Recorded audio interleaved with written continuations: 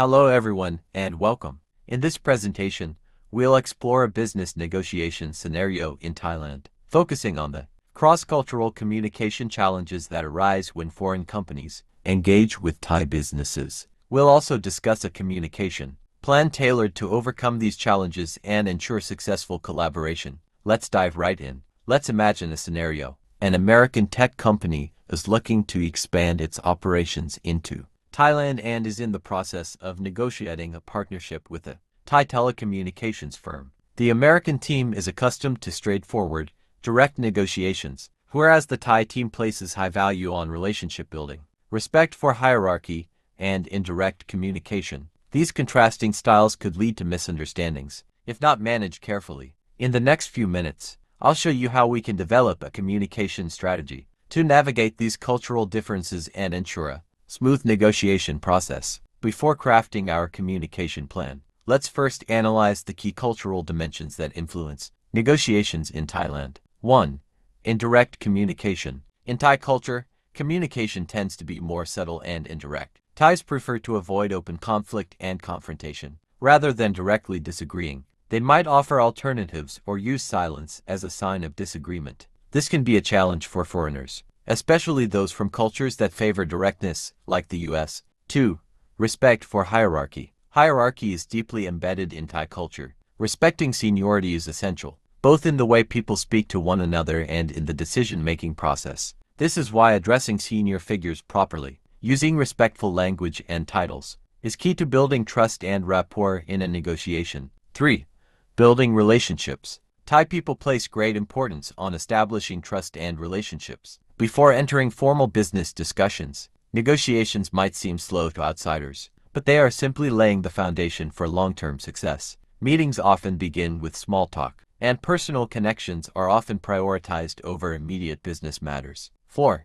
Nonverbal communication. Thais rely heavily on nonverbal cues to convey meaning. Facial expressions, body language, and gestures such as the wide gesture of pressing the palms together in prayer-like fashion are used to show respect. Understanding these visual and body cues is crucial, as misinterpreting them could lead to misunderstandings. These cultural dimensions must be taken into account in any business negotiation in Thailand.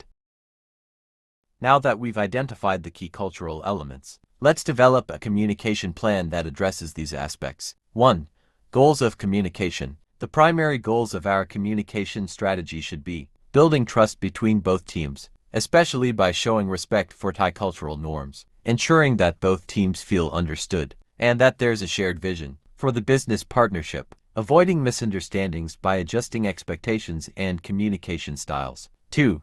Target audience analysis. The two main groups involved in the negotiation are the US team, which is accustomed to quick, decisive negotiations, direct communication, and fast decision-making. The Thai team, which values patience, indirectness, and relationship building before formalizing agreements. Understanding the needs, expectations, and communication styles of both parties is essential for tailoring messages appropriately. 3.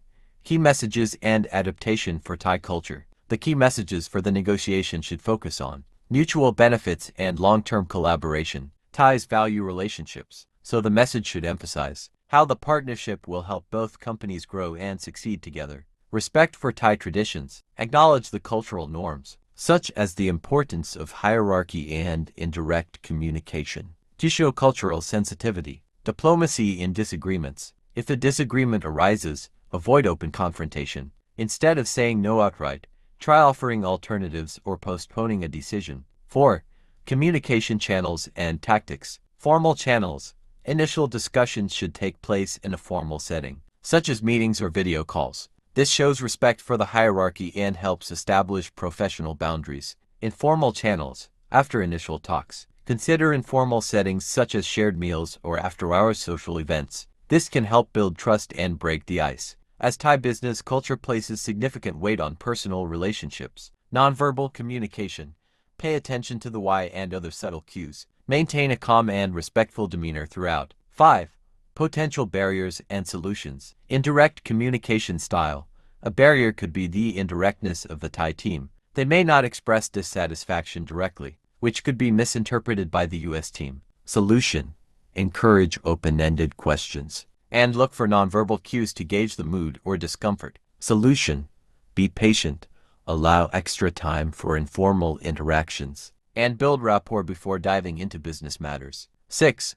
Metrics for measuring success. Success can be measured by the quality of the relationship between the two teams, as it will directly affect the partnership's longevity. Feedback from both parties after the negotiation process. This will help gauge whether the communication strategies were effective. The final agreement, ensuring it addresses the needs of both sides and respects cultural norms. Here is a flowchart summarizing the Thai business negotiation process. It highlights key stages such as: start with initial contact, the beginning of the interaction. 1.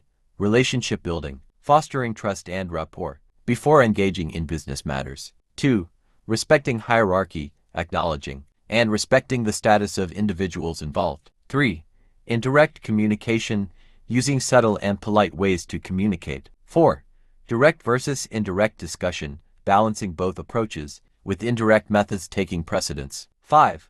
Negotiation, the actual discussion and bargaining phase. 6. Agreement, reaching a mutual understanding and agreement. To summarize, business negotiations in Thailand are deeply influenced by cultural values that emphasize respect for hierarchy, indirect communication, and the importance of relationship building.